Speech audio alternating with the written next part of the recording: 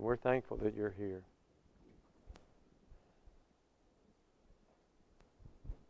Larry Clark, would you be kind enough to open us up in prayer? Thank you. Our dear Heavenly Father, we thank Thee so much that we're able to gather this evening and study from Your holy word. Father, we thank You for Ron and for his studies, and we pray You'll help him to be able to communicate things that he understands to us, and we can receive them with the right spirit. Father, we pray that You'll continue to bless the efforts of each student in this class, that we can continue to grow in our faith and knowledge. We pray, dear Father, that we can help others to also obey Thy gospel. In Jesus' name we pray. Amen. Amen. Boy, that's the name of it right there, isn't it? Help others to obey the gospel. That's what we want to do. I have us being in chapter 26. Does that agree with everybody else? If y'all have something different, I hate it for you. But that's what we're going with. All right. So let's open up chapter 26. A couple of things before we get started. Truth for Today commentary is the red ones. They're not cheap. But if you're into such things, if you like commentaries, I have found this one to be, I like the summaries in the back, applications, just about as well as I do anything else.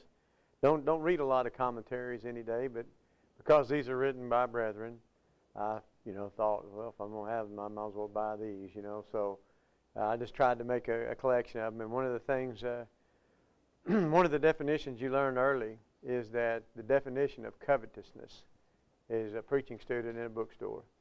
And so I did everything I could to promote the Hillis family for 30-plus years. They've been good to me, though, let me tell you. I've always enjoyed them. But also, they have these little things. Rose Publishing. Now, that's a denominational publishing house. But they have the coolest little old pamphlets. And this one right here, I busted it out just because it's the feasts of the Bible, and I'm not Jewish. So I don't know much about them, it's taken me years just to figure out what Yom Kippur was. I had to take Hebrew to learn that, right? Day of Atonement, the Purim and all that. Of course, you read Esther and you can find out how that comes about. But they have a lot of things that, and this is just real handy. It's got them all together. And you can kind of go through there and see how. Now remember, it's a denominational publisher. Also, we're talking about Jewish tradition, Jewish religion. And some of it you just won't find in the Bible. It's just not there. They just, for instance, in the book of Zechariah. Hey, Jim, did you get that email while I'm thinking about it? Good deal. All right. Sorry, guys. Just, squirrel. You got to say it when I'm thinking about it. Jim's teaching for me this week at Trenton, and so appreciate him doing that. When they come asking about, are we supposed to keep, are these the feasts you want us to keep? And basically, Zechariah doesn't even touch on it, really. He's going like, well, or fasts, excuse me. There was only one ever commanded by God. Everybody know what that is? The fast, a fast, to quit eating.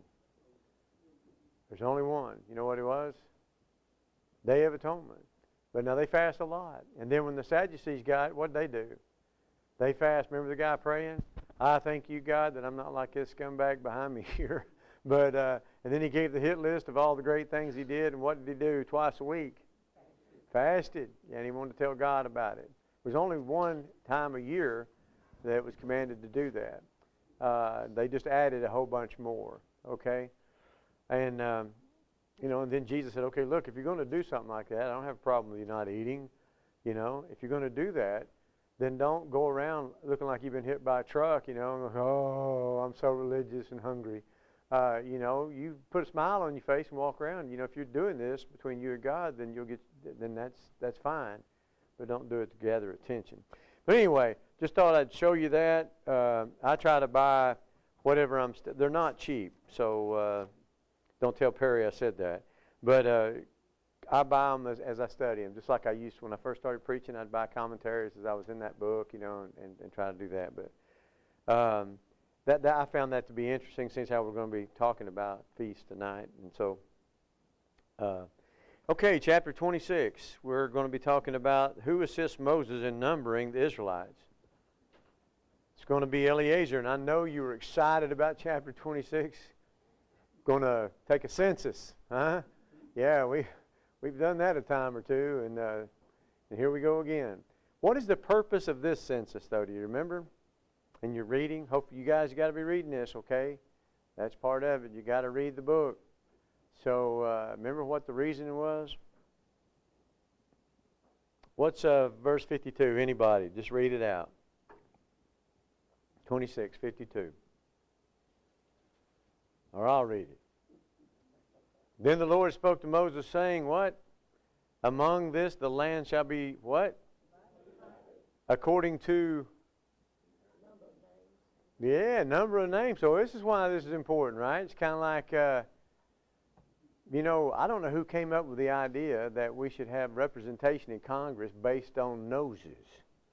You know, especially when a lot of those noses aren't supposed to be here, you know.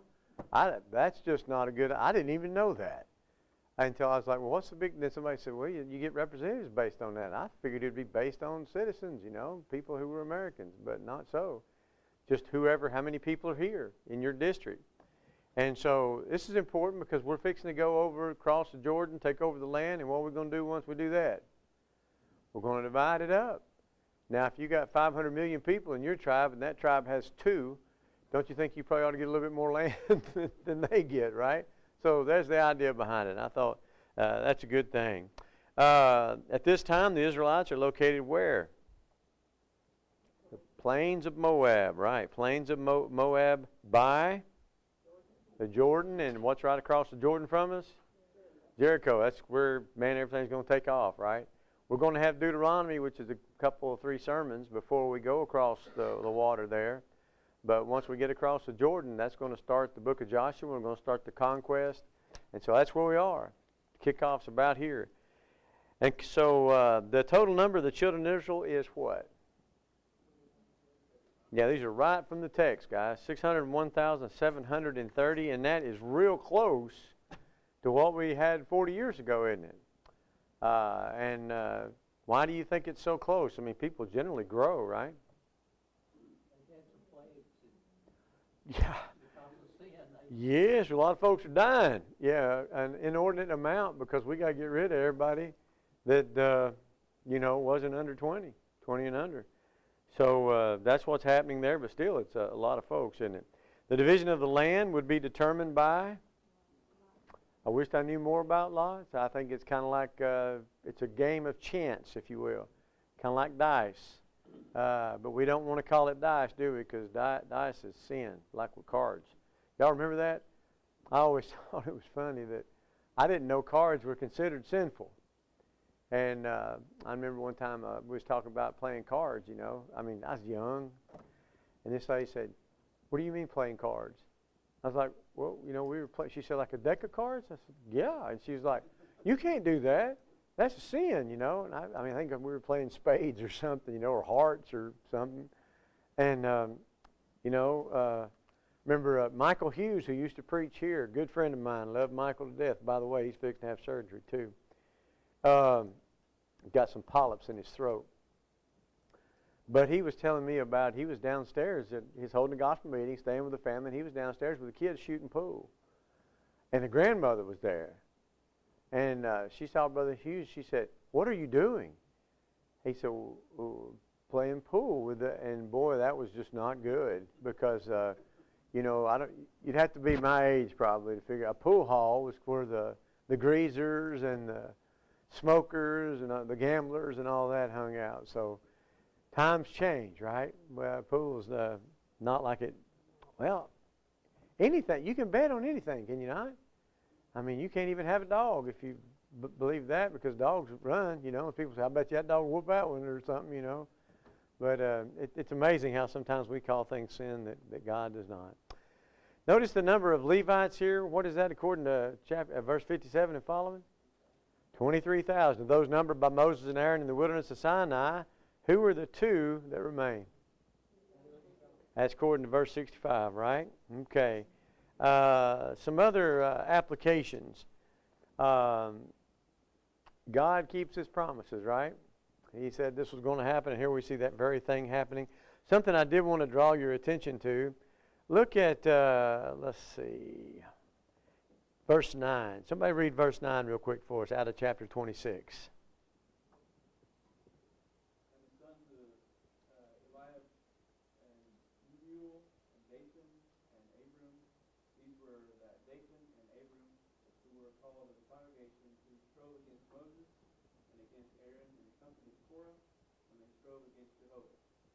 Keep reading, brother, would you? One more. And the earth opened its mouth and swallowed them up together. But Korah, when that company died, what time the fire devoured 250 men, that they became a sign.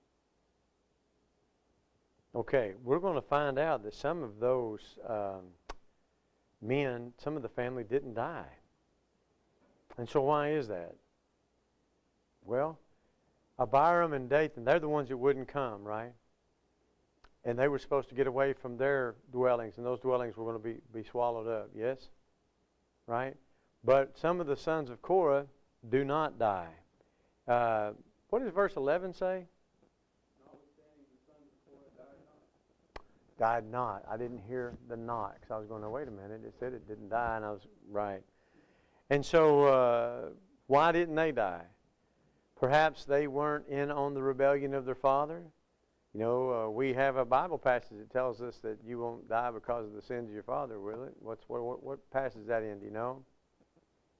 Ezekiel? Yeah, Ezekiel. The father shall not bear the sins of the son, nor the sons bear the sins of the father. So maybe that's the explanation. But some of them didn't. We know that, and aren't we grateful? Turn with me, if you will, in your Bibles to Psalms 42. Psalms 42. And whoever gets there first, would you read the superscription that's usually at the top, and it's usually in bold letters?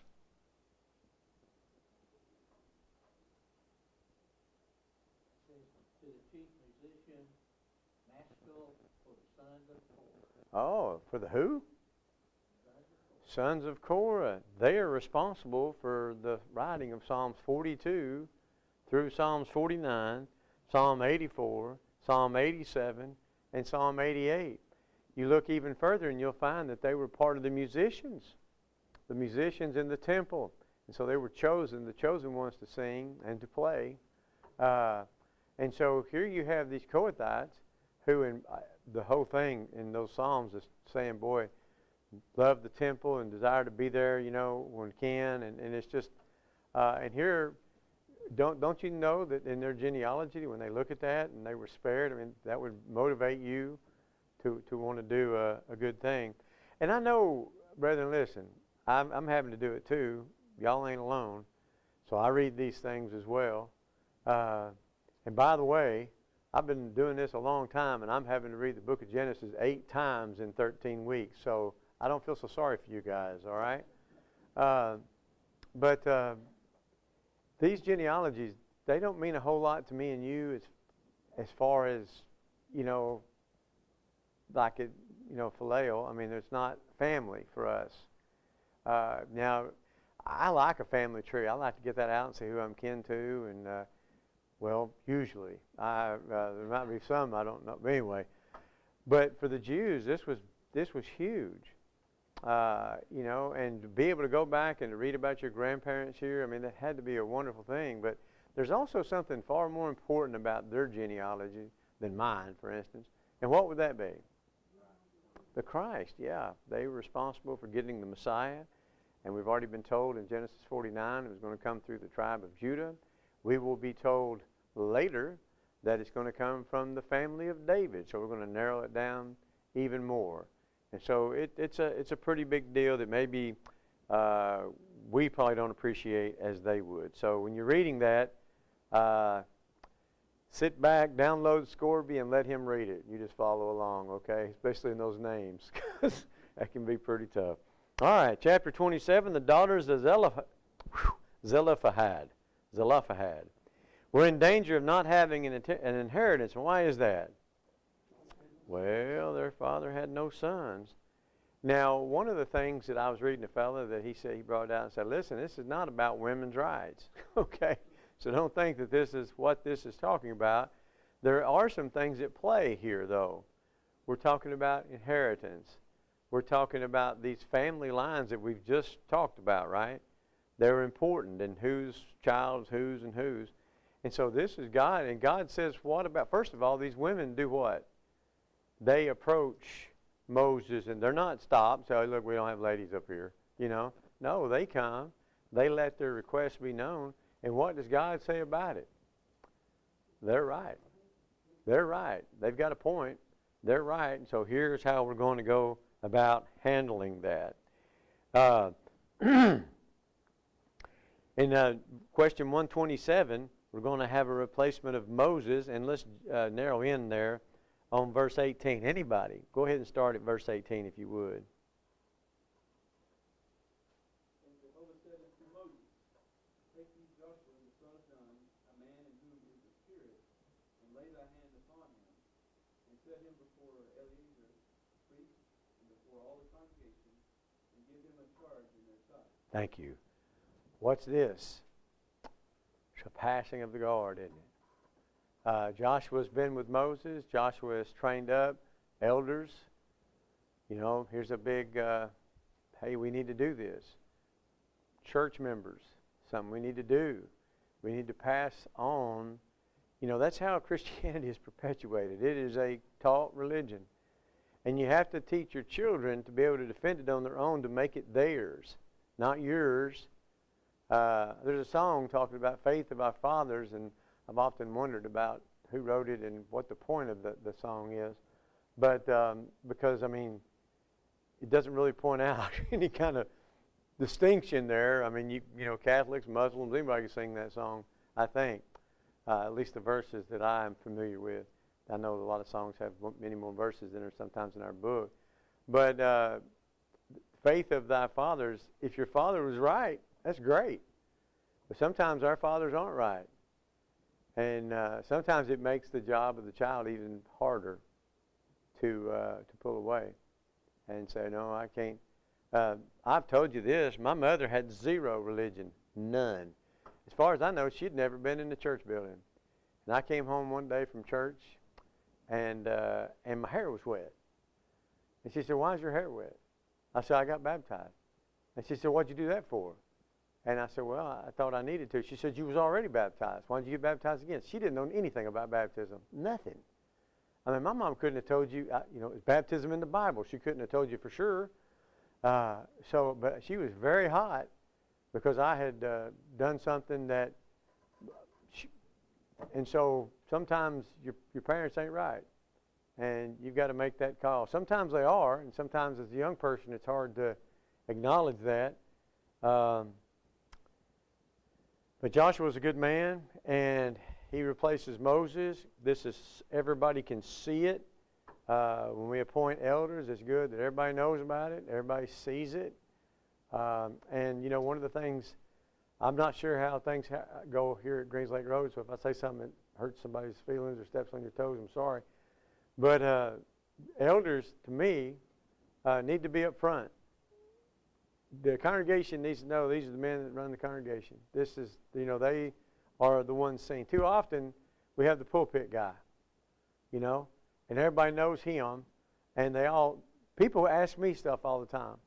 You know, why are we doing this or why are we doing that? And I say, look, I'm the lowest man on the totem pole. You know, go ask any other man in here.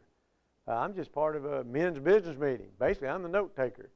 They're the ones with the authority.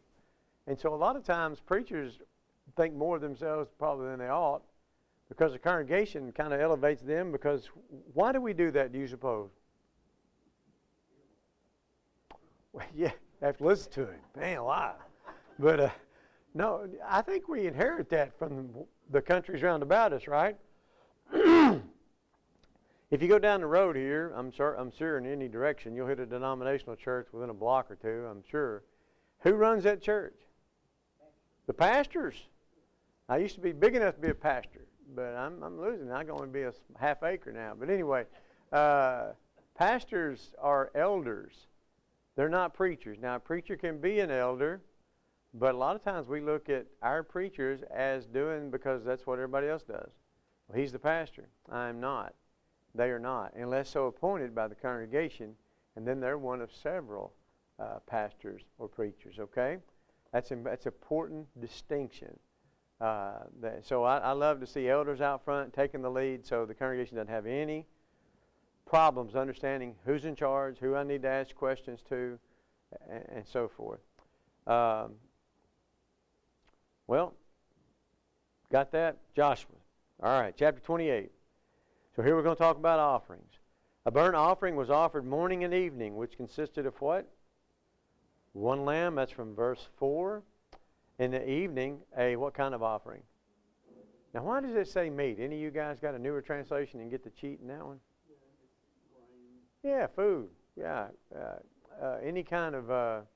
The King James would refer to meat and use that as a real general term. Now, if it just happens to say they had lamb as well, then they narrowed it down a little bit.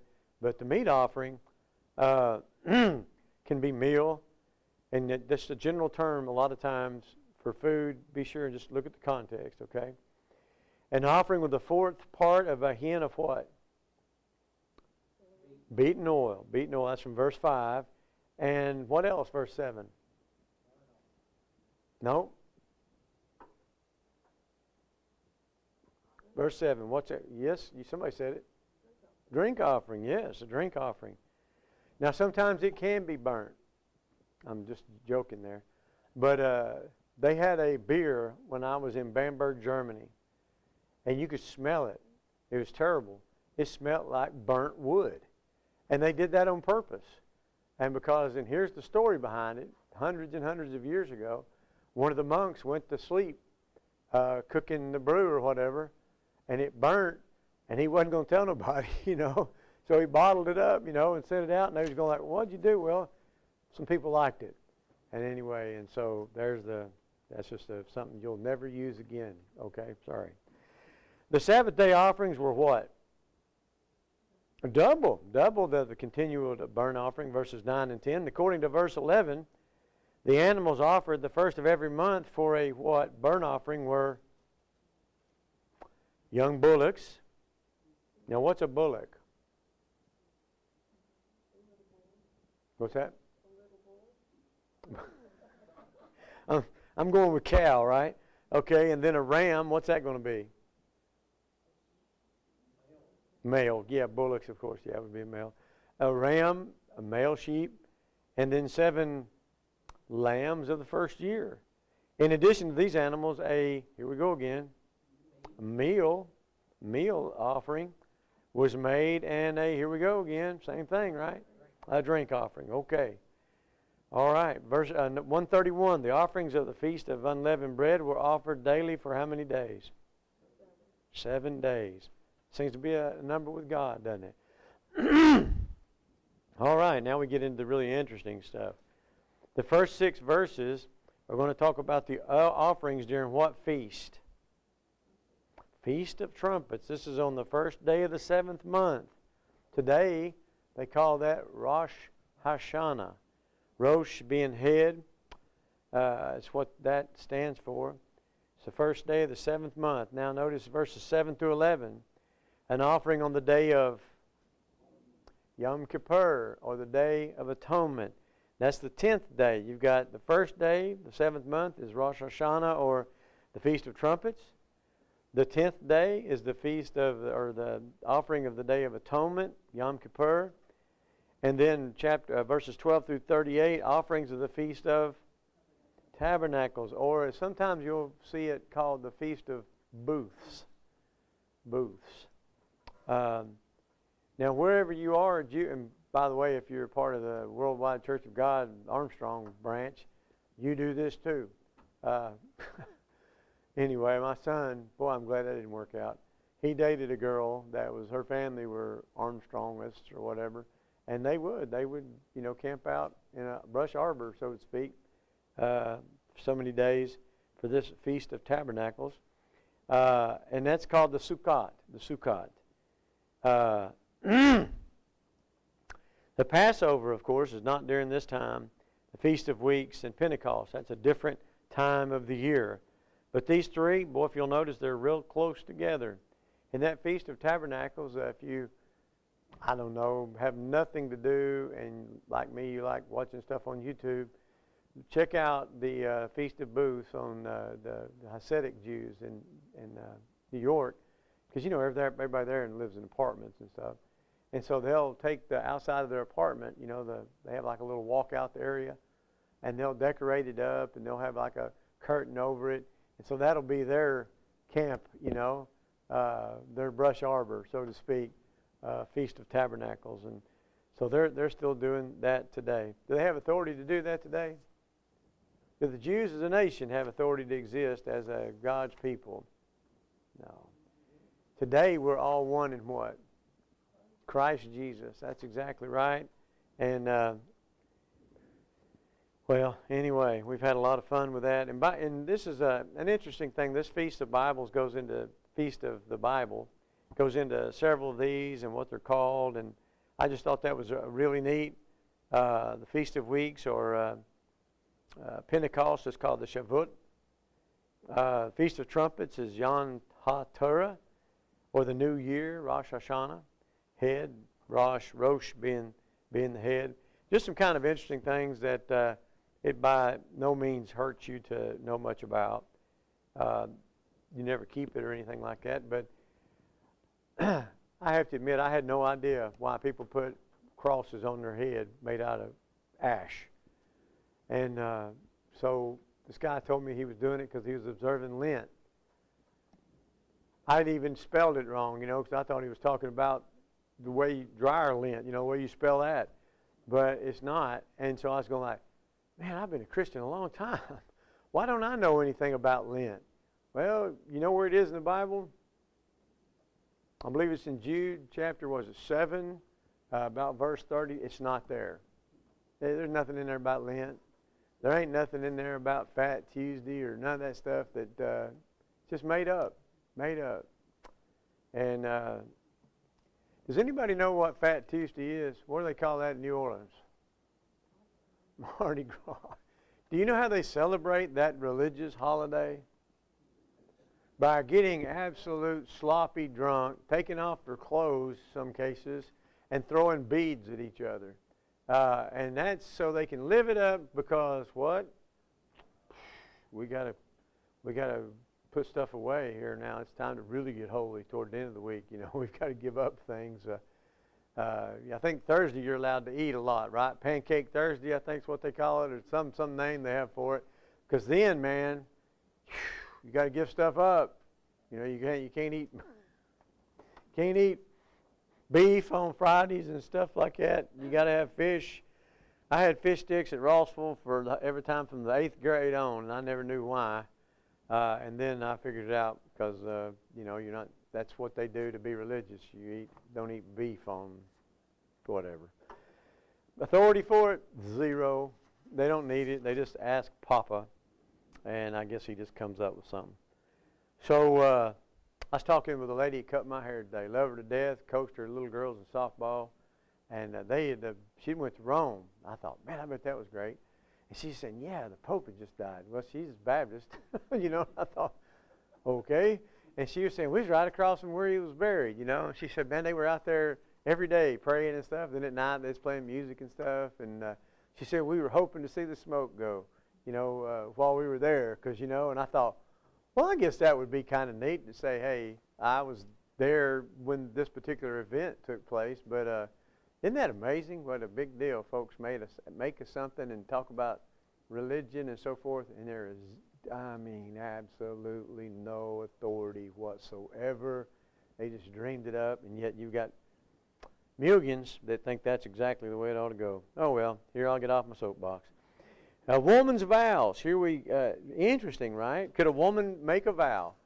Absolutely, yes. And if she wasn't married, didn't live at home, guess what she had to do with that vow? She had to keep it. And if she did live at home and her daddy's listening to her make the vow and he doesn't say anything about it, what's she have to do? She has to keep the vow. However, if she's under her father's care, roof, and he hears it and says, oh, I don't think so, what happens? She's no longer held accountable for that vow because she can't have the authority to whatever she's wanting to give or do, because while she is under his roof, he has the authority. Now, a lady gets married. Who is the head of the house? The husband. As much as nowadays that's just not looked at with great love or care or anything else, that's the truth of the matter. And so if a wife, makes a vow, and her husband's like, no, we can't do that, or you can't do that, then she didn't have to do that. She wasn't required to do this. As a matter of fact, it'd be wrong for her to do that. She'd be disobeying her husband. And so the husband is the head of the house. That's just as bottom line as it gets. And I know that sounds so, if the stream's flowing south, it seems so north thinking, right? In the way that we have grown up. But surely we can see the reasoning behind that. Like I was telling you, that lady, I cut my hair today, she went to Rome. Now, she couldn't have went down there and said, okay, by the authority of the United States, I want to go in there and see his body. You know, she didn't have the authority to do that. We realize in business or ambassadage, you know, where you're representing a country, you've got to be a real ambassador or a real representative. You know, you just can't go in there and say you are. And so you only have so much authority. So when it comes to the home, the ultimate authority lies with the husband. I think our biggest problem in this country is that most husbands don't exercise that authority.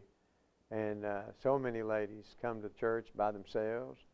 They raise up the children, taking them to church by themselves because the man is just simply not what he ought to be. That doesn't make it right, but it certainly doesn't mean that ladies don't have an obligation to be faithful and submit themselves to their husbands. That's just the way God set it up. So a father may disallow a vow made by his daughter on the day he heard it. A wife's vow, whose husband heard it and held his peace, shall stand. She must do that vow then. Okay, chapter 31. How many Israelites are appointed to go to war against Midian? 12,000. And how many of them are going to die? I know I'm getting ahead. Not a one. They are going to absolutely wipe out Midian. Moses was angry because when they went to go wipe them out, what'd they do? Well, they brought back prisoners, females, ladies who had known men who were wives. They brought back the women and they brought back the children. And so Moses is angry, and here's where we figure out why what Balaam did was so bad, right? Balaam had coached Balak, hey, if you want to cause Israel some trouble, do it through their men. Do it through their lustful nature of women, and have your women go invite them to these sex parties is basically what they were, but they called them worship services. And so they did. And so notice, he caused the children of Israel through whom? Balaam to commit what? Trespass against the Lord in the matter of Peor. Baal Peor is what we refer to that as, and that's exactly, there's your blame, and that's, we're going to see Balaam is going to die, and the reason being because of what he did to Israel. Notice the spoil was divided among the soldiers and the congregations by Moses and who? Eleazar. And the portion given to the priest is, how many sheep did the priests get? Now remember, the priests are Levites, but they are different in that they're the high priest's kindred. The Levites now are anybody that was from the tribe of Levi. So the portion of the priest is how many sheep? 675 according to verse 37. How many beeves? Right, and that's verse 38. How many donkeys, asses? 61. How many people? 32. That just sounds weird, doesn't it? Just because usually we don't equate people with livestock and property, do we? 139. The portion given to the Levites now, substantially more, right? Of the 337,000 sheep that were taken, how many did they get? That's a lot of cows, isn't it? Yeah. How many asses? 720. And so basically you can just take the top numbers there and put a 0 on them, right? We went from 1 to 500 to 1 to 50. And then how many people? 320. And nobody, according to verse 49, died in that conflict. Boy, there's so many moral implications in this right here, and this is one of the places that the Bible is attacked so much by people in the world, saying, here you've got God going and saying, just genocide these people.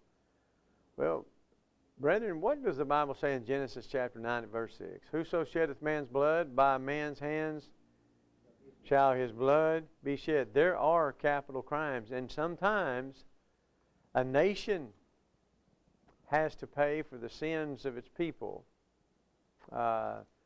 One situation that sticks out in my mind. Do y'all remember Achan? Well, I say we're fixing to. We're not. We're done after Deuteronomy, right? See you. Y'all can do Joshua some other time. But when we go in and take the land, you remember? Take everything, you know. But listen, you can't take anything out of Jericho. It's all for the Lord. But later on we learn that when we go to Ai and get whooped and about 30-something people lose their lives, do you remember that Achan had taken a Babylonian garment, took a stick of gold, and he found some silver? Do you remember what happens to Achan? Well, Jeff went ahead and jumped it, didn't he? We get it, Achan, don't we? Get Achan. Yeah, sorry, fella, you shouldn't have done that. But his whole family. I've thought about that a lot, particularly when brethren, I have to admit, when I took Joshua for the first time in preaching school, I'd never read the book. I'd never read the book of Judges. And I died when I got those last 3 chapters of Judges. I was going, that's in the Bible? I was like, wow, But I'd never read that. And I thought, well, why did the family have to die? And so I came up with all kind of things in my mind to try to, figure out what could have possibly happened there. One of the things that brought me comfort, first of all, God says do it. That should bring me comfort. But I was still trying to figure out if you lived in a big tent, right, and you dig a hole in the floor and you put some stuff in it, do you think you're going to do that unbeknownst to the people in the tent with you? Now, it could be. Maybe he put up a tarp or something. I don't know. But I just can't help but think maybe some other folks in that family might have been privy to it. Then there are the situation where sometimes the collective pays for the sins of an individual. That's just what happens. How many men went in to spy the land? How many of them came back with an evil report? How many people died? Oh, wow. Hundreds of thousands. Hundreds of thousands. So sometimes there is punishment in the collective. And that probably doesn't make, because I don't know about you, but I'm that one guy. I told y'all not to say that, but you can't go against God. I can't believe y'all said that. Now we all going to die. I always see me being that one guy, who gets caught up with these yahoos that I was trying to get not to do that. But sometimes collateral, sometimes people are killed, and we'd like to think that bottom line is if you didn't do anything wrong and you're dead because of this collective, what's going to happen to you in eternity? I think you're going to be all right, don't you? Listen, if you're one of those kids, you have no sin, you're a baby, and you're destroyed because your whole city's wicked, bunch of idolaters, what's going to happen to that baby's soul? Never been better. Never been better. It's not going to be raised by a bunch of pagans. He's not going to have to deal with false philosophies and idolatry. He's going to be saved. And so that is one way to look at that. And then I run into, I probably shouldn't even bring this up, but the girls, the little girls, you can keep them. Any woman, any young lady that doesn't know a man. And just don't really know how to feel about that. I mean, I get the whole idea of the children, because if you leave young men and they grow up, there's going to be this hatred, right? There's going to be a hatred. That's what we've seen. We've watched it play out where over there in Hamas and Palestine and so forth. And they're taught from knee high, if you don't hate anything, hate a Jew. And so they do. And so Sometimes, well, just think, if you wrestle with that, you're not the only one. But the great thing is that God is in charge of all. He's perfect. His justice is perfect. His punishment is perfect. Me and you, we have all these clouded emotions and things sometimes that kind of keep us from seeing things as surely, as clearly as God. I mean, all you need is the first few verses of the 38th chapter of Job, right? Gird up your loins, big boy. You want to talk to God? Here I am. You know, when I put the earth and hung it up on nothing, where were you? You know, and you realize, woe is me. I don't see the big picture. I don't know everything, every detail of it, and maybe that'll help sometimes with the idea of problem of sin and suffering. Okay, we've got some folks that say, man, this looks great over here. I don't know if I want to go across this river or not. And who would that be? That would be Reuben. And who else? Gad. And we just got a half a block of these guys. Who's that? Manasseh. And they say, man, this is great. This is wonderful pasture land. We just soon stay over here if you don't mind, Moses. And, of course, Moses is going to say, okay, there's nothing wrong with that, but we got some agreement we got to make, right? Notice, they had to agree to go armed over the Jordan River before the Lord until he hath driven out his enemy. Are y'all doing these? Before him and the land be subdued, okay? So they had to agree to go. And they say, we'll do it. We're going to build some booths real quick so the cattle and stuff and families have a place to stay. But we're in it. We're in it to win it. We're going with you guys. And we'll be there until, you know, the muster's over and there's no more land to conquer. And so that's what basically you have happening in chapter 32. Chapter 33 gives an account of the journeys of the children of Israel from Egypt to where? Moab. How many different campsites do we have? Wow, this is more popular than the KOA, isn't it? I mean, we're stopping everywhere. And so 42 different encampments are listed. Notice that big first word, if. Israel failed to drive out the inhabitants of the land, what were they going to be? Pricks in your eyes, thorns in your side, and they're going to what you? They're going to vex you in the land wherein you. And boy, is this Moses a prophet or the son of a prophet, right? Oh, they just pay for this over and over and over again because they didn't do what they should have done to begin with. They stopped. And hey, listen, I get it. You've been fighting for a long time and you get tired and you just kind of, brethren, there's an example for us. Don't stop.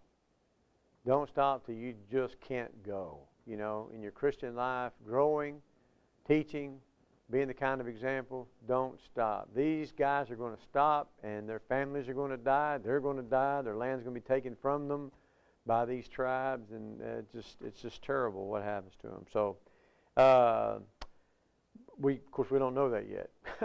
But that's what's going to happen in the book of Joshua and then in the Judges particularly. Chapter 34, describe the borders of the land. Well, the south border is going to begin where? The wilderness of Sin. We think of wilderness, you're thinking a lot of trees and stuff. Don't. It doesn't have any. But anyway, down there toward the desert area, what we'd call arid climate. And ending at the river of... Now, when you read River of Egypt, what's the first thing pops in your head? Wrong one. Okay? Because me too. I'm going like, well, they never owned that all the way over yonder.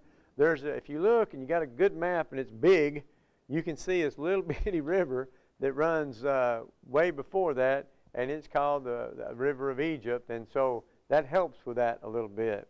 The western border shall be the Great Sea. There's one we don't have a problem with, right? Mediterranean. You can't miss it. The northern border is going to go from the Mediterranean toward Mount Hor to, anybody? Boy, you go ahead and say that however you want. I am not going to argue with you. Hazarinan. And the east border is going to go from that place again to the Salt Sea, okay, the Dead Sea. Roger that? And so the land above described would be inherited by how many folks? 9.5 of them. 9.5 of them. Do you remember my Bible geography class? You're going, oh no. Yeah, I like that class. I always have. Always like maps. Remember the little thing we'd start off with, the 3 bodies of water? One of them don't exist anymore. You got Lake Hula. That's a terrible representation of it. Then you got the Sea of Galilee, and then you've got the Jordan, right, all the way down to the Dead Sea. And you come out from the Dead Sea a little bit, draw you a star, and you pretty much got Jerusalem, right? Benjamin's going to be here. Judah's below, Ephraim here. But anyway, I do all that because we're going to have 6 cities of refuge, right? Right? And they're going to be located somewhat like this, okay? All right? And so you got 3 on this side of Israel, and you got 3 on this side of Israel. And from top to bottom. So you're never too far away. And by the way, this was one of the very first, what do you call it? Sanctuary, but road department. You had to have TDOT. Well, I guess it was IDOT, right? Israel Department of Transportation. Because you had to keep these roads clear. People had to be able to move up and down them, okay? Because if you're out working with an old boy, and you're up top, and he's down there, and you hand him a bucket, and he misses it and smashes him in the head and kills him, you got to leave. Because they've got what they call I always remember this first one because of the Golan Heights. I always think of artillery. First time I ever saw the artillery piece I was going to be on was it was Israel firing shots at Golan, at the Golan Heights, 155 millimeter howitzers. Right here is a Ramoth Gilead. What do you think of when you think of Ramoth Gilead? Boy, I can't even spell. Gilead. What's that? Well, listen at you. You're all spiritual and everything. I think of Ahab and Jehoshaphat. Will you go up with Ramoth Gilead with me? That guy took my property and I want it back. And Jehoshaphat, my people are your people and all that stuff. So they go up and guess who dies doing that? Remember? No, Jehoshaphat lives, but who dies? Ahab, yeah. A guy, peradventure, fires that arrow and it goes in the only place it could go to kill him. Do you know who some people believe shot that arrow? And no proof whatsoever. But if you ever heard of a fellow by the name of Naaman? Yeah, I think he might have, because remember he was the captain of the Syrians. Well, anyway, you got Golan, you got Ramoth, you got Bezer down here. That takes care of your eastern side of the River Jordan. And over here we're going to have Kadesh, one of the oldest cities that they've evacuated. It's been around like, it's unreal how many tales. They can tell how long a city's been there because of all the different layers of cities that have been burnt. It's one of the oldest that they've discovered. This one here is Shechem. I'll probably always misspell this. Shechem. Boy, if you can, you know what? Just guess at it. Shechem. And then we've got Hebron down here. Now, what do you think of when you think of Hebron? That is terrible. You know what? I don't even know why I bother. I'll just make y'all a map. But there's your 6 cities of refuge, somewhat of where they were dispersed. It's really important because that's if you had manslaughter, that is where you would go, and you could have, you could be safe there. You had to stay there until what? High priest. My luck, he'd have been an 18-year-old whippersnapper when I had to go, right? Fit as a fiddle, exercised every day, and ate green things, right? But yeah, you had to stay there until he died, or you had your trial and so forth. But anyway, 48 cities are given to whom? The Levites, yes. And so, how many of these would be cities of refuge? And the cities of refuge were appointed what? Appointed for the slayer that kills any person unawares. One who has killed but judged not guilty of murder must remain in the city of refuge until the death of the high priest. And then chapter 36, to prevent their inheritance going to another tribe, every daughter that possessed an inheritance must marry only from what tribe? Her own. Yeah, and you can see the need for that because a tribe could very easily lose a lot of property very quickly through some, and I went over a little bit. I appreciate it. If I'm not mistaken, we are right somewhat on schedule.